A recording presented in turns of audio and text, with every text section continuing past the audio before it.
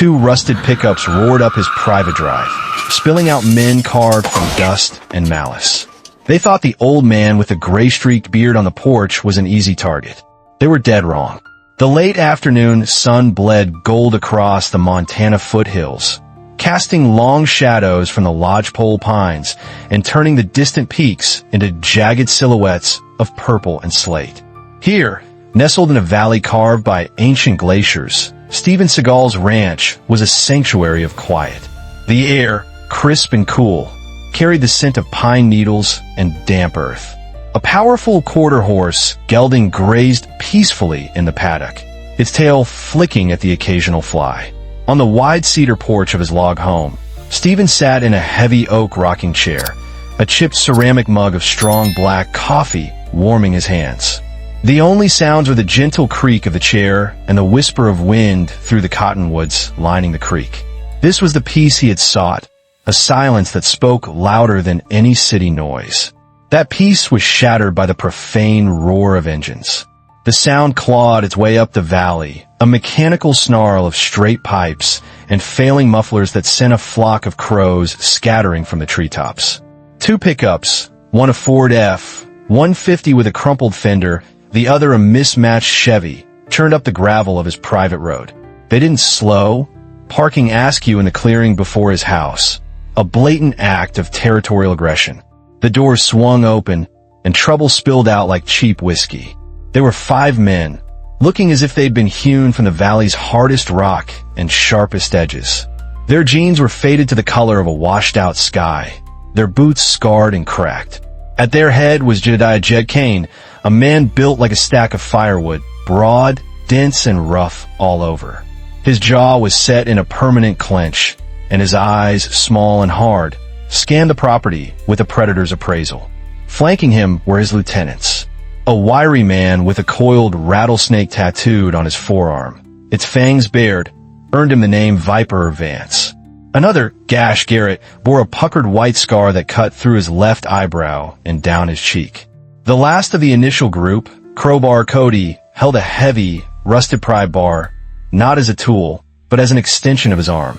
"Well, look what we have here," Viper Vance drawled, his voice a dry rasp. "Big shot Hollywood, come to play cowboy in our backyard." Steven didn't rise from his chair.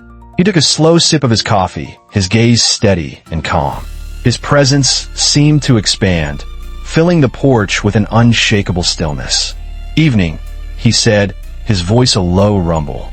"You're a long way from the public road."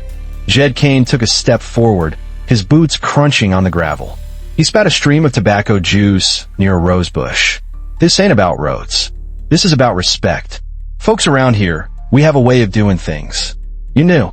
You're drawing a lot of water, putting up fences. You're taking up space. I've got the deed to this land," Steven stated, his voice even. "That makes this my space.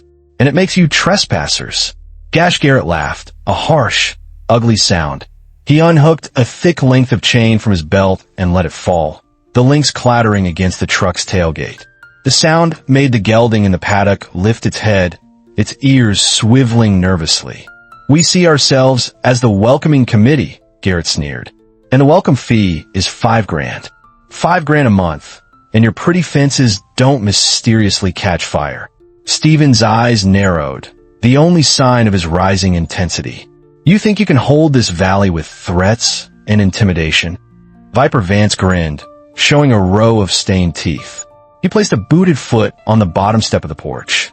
"Not just with threats, old man," he hissed, his hand drifting towards the hilt of a knife on his belt. "With lessons." The air crackled, thick with the promise of violence.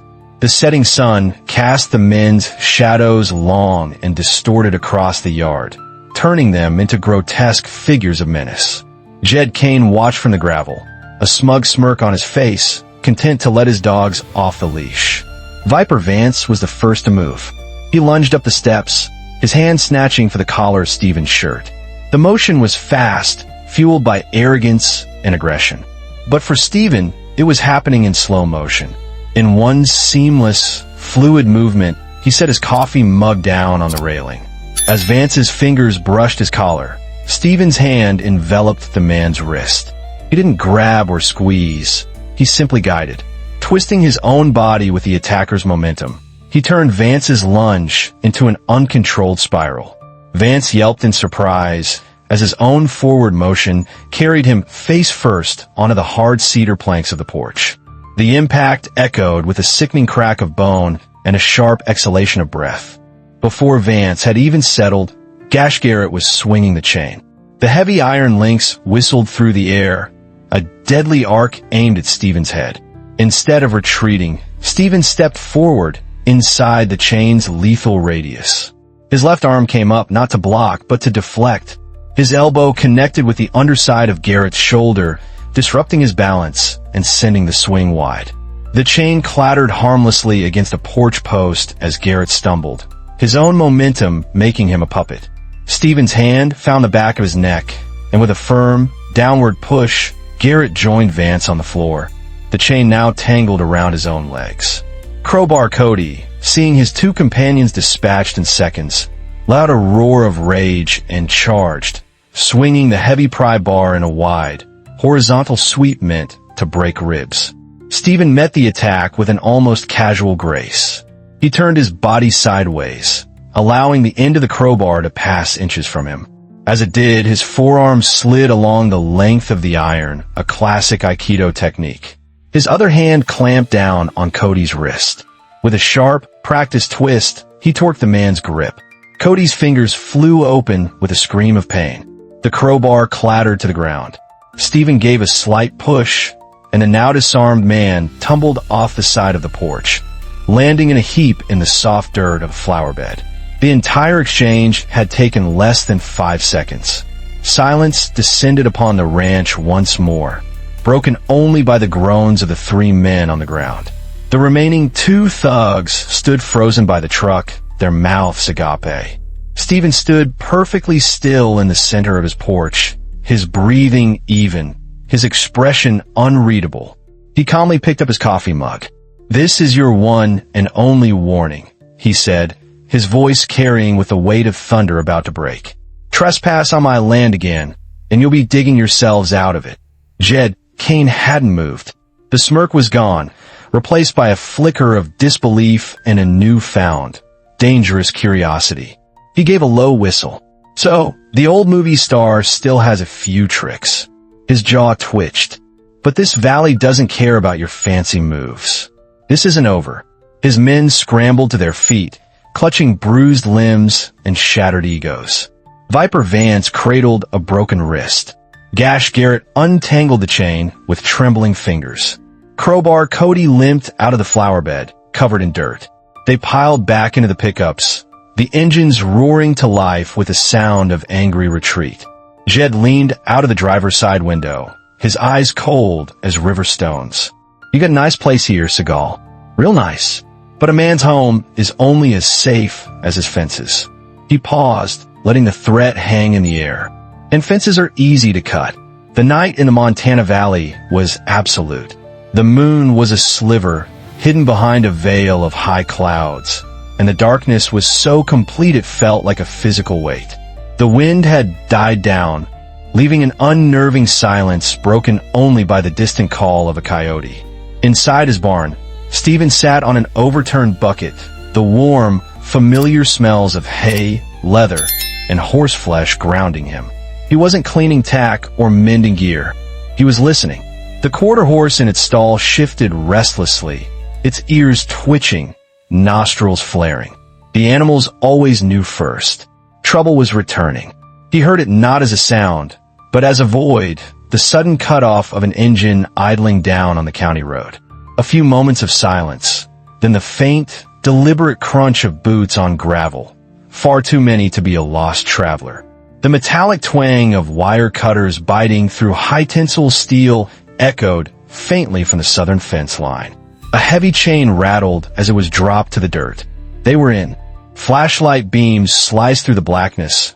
Nervous, twitching insects of light dancing across the paddock, the water trough, and the side of the barn. Steven took a slow, deep breath, laying a calming hand on his gelding's powerful neck. "Easy boy," he murmured. "We'll handle this." He let them get comfortable. Let them feel the false courage that darkness provides. 6 of them this time. They moved through the cut fence like a pack of hyenas, emboldened by numbers. Viper Vance and Gash Garrett were back, along with Crowbar Cody. With them were 3 new faces, broad-shouldered men with the same mean, vacant eyes as the first crew. And then, strolling behind them all, was Jed Kane. He carried no light, his silhouette moving with a slow, predatory confidence as he surveyed the ranch he intended to terrorize. When they reached the center of the yard, Steven stepped out from the deep shadow of the barn door, bathed in the glow of a single security light. "You boys sure are determined to get your exercise," he said, his voice cutting through the night. The flashlights all jerked towards him, pinning him in their beams. The men froze, their shadows stretching out behind them, long and monstrous. Jed Kane's lips curled into a smile. "We came back to finish our conversation. Thought we'd bring a few more friends to help you understand." "The only thing I understand," Steven replied, his eyes locking onto Gash Garrett, "is that you brought a tool for a job you don't know how to do." Garrett snarled and swung the chain, a clumsy, rage-fueled attack. Just like before, Steven moved inside the arc, but this time his response was harder, faster. He deflected the chain with a sharp forearm strike that sent painful vibrations up Garrett's arm, then followed through with a palm heel to the man's chest that sent him stumbling back into 2 of the newcomers, creating a chaotic tangle of limbs. Crowbar Cody charged from his side. Steven pivoted, using Cody's own momentum to spin him around and send him crashing into the water trough with a huge splash. One of the new men tried to tackle him low. Steven simply sidestepped and placed a hand on the back of the man's head, guiding his charge harmlessly into the side of the barn. Viper Vance, desperate, pulled a wicked-looking hunting knife. He feinted high and lunged low, aiming for Steven's ribs. Steven's hand shot out, not to block the blade, but to capture Vance's hand itself. He trapped the man's thumb and pinky finger, applying a small, precise amount of pressure. A bolt of pure agony shot up Vance's arm.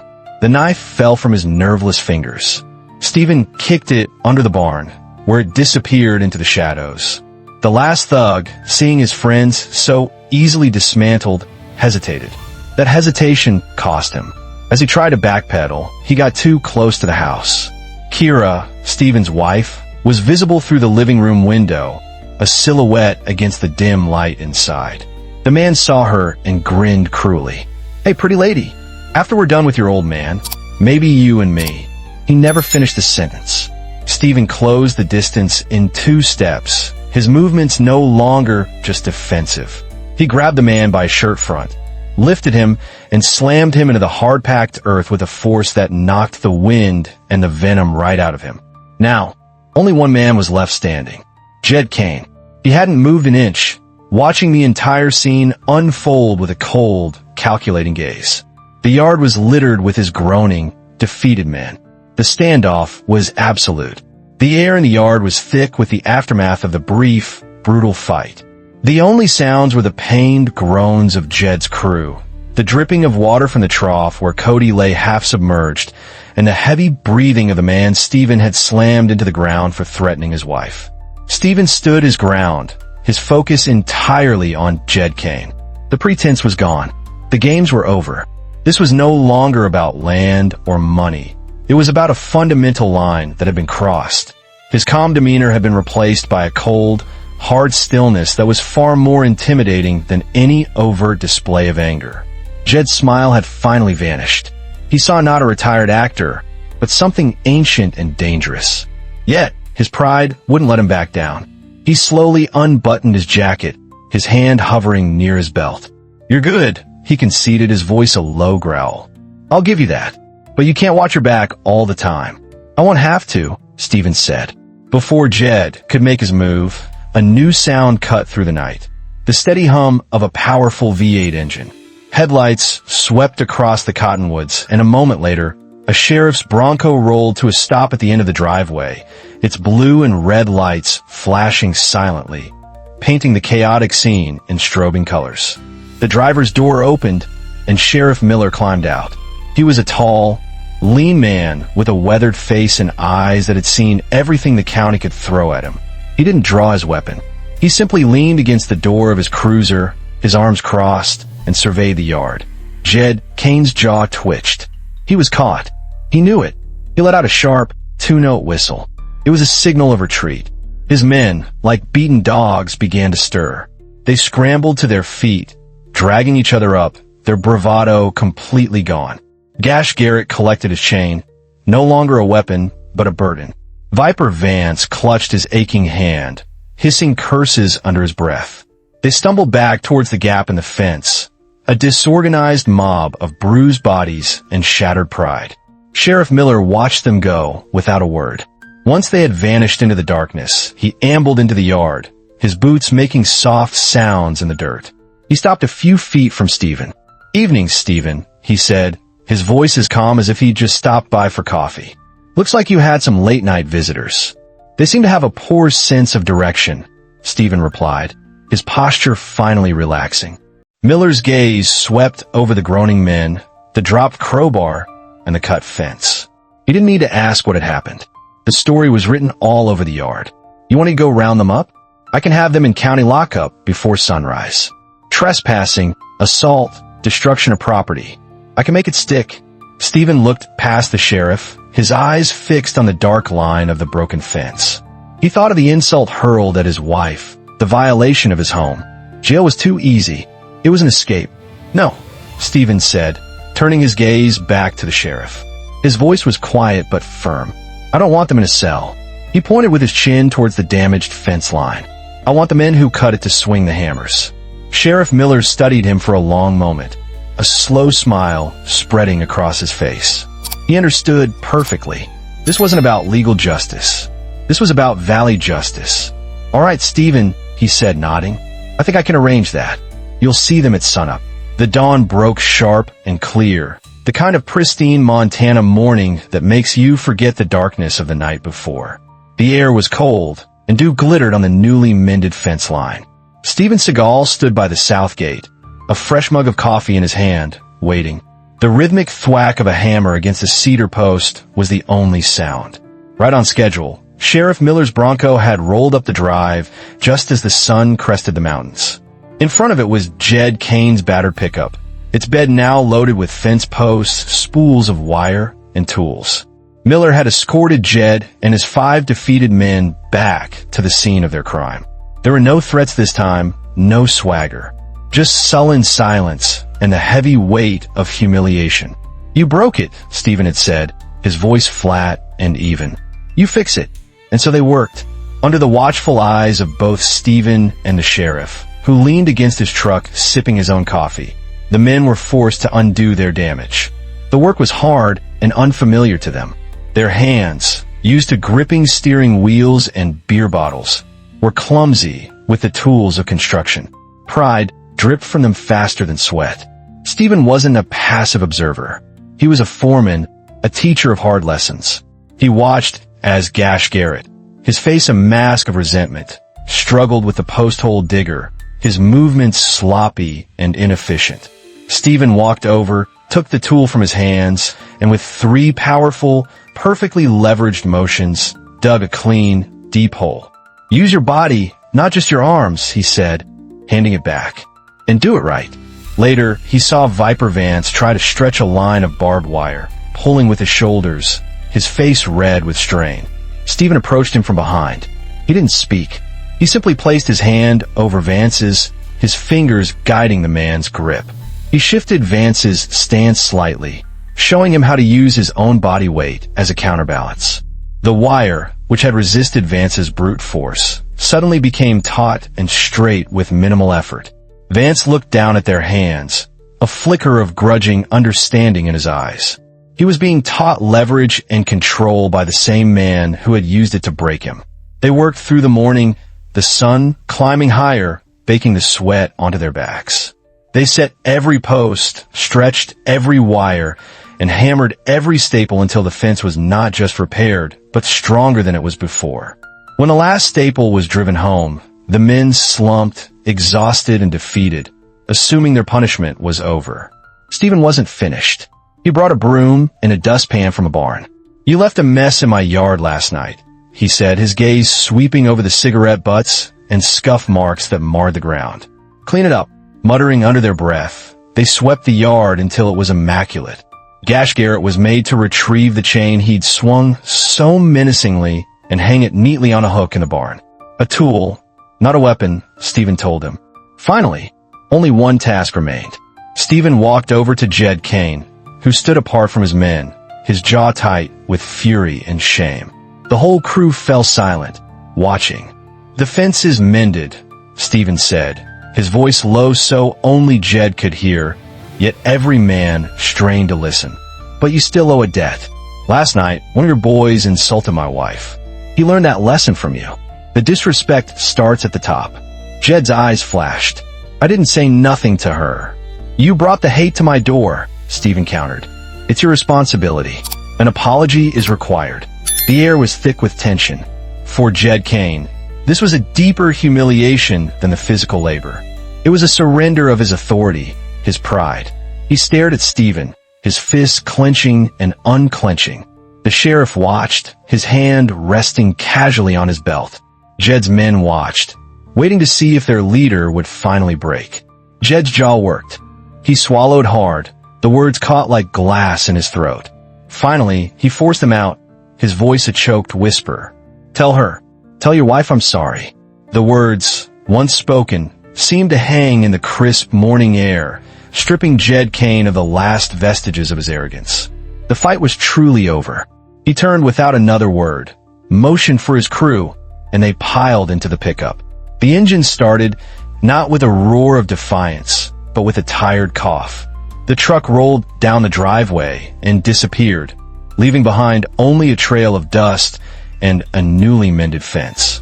Sheriff Miller pushed himself off his Bronco and tossed his empty coffee cup into the cab. He walked over to stand beside Steven, both men looking at the straight, strong line of the new fence. "You think they learned anything?" the sheriff asked. "They learned that actions have consequences," Steven replied, running a hand over the smooth cedar of a new post. "They learned that building is harder than breaking. That might be enough for one day." The sheriff nodded, a hint of admiration in his eyes. "That's more than a night in a cell would have taught them. You handled this the right way, Steven." He tipped his hat. "You have a quiet day." With that, he climbed into his Bronco and drove off, leaving the ranch to its hard-won peace. Steven walked back to the porch. Kira was waiting for him, holding 2 fresh mugs of coffee. She handed one to him, her eyes searching his. The faint worry that had been there last night was gone, replaced by a deep, quiet understanding. "I heard the hammers this morning," she said softly. It was a better sound than the one last night. He took a sip of the hot coffee, his gaze fixed on the horizon where the mountains met the sky. "It's a practical sound," he said. "Wood, wire, and sweat. It's the sound of things being put right. You didn't just beat them, you know," she said, her voice filled with pride. "You broke their arrogance and then made them build something better in its place." Steven looked at the fence line, gleaming in the sun, a testament not to a victory, but to a lesson taught and, hopefully, learned. The quarter horse grazed peacefully beside it, as if the land itself had sighed in relief. "Beating a man is easy," Steven said, turning to look at his wife. "Teaching him what it means to have respect, that's the fight worth having. Justice in the valley isn't about punishment. It's about learning respect. What do you think? Let me know your thoughts in the comments below. And if you believe in teaching lessons over picking fights, hit that like button, share this story, and subscribe for more. Always comment with respect.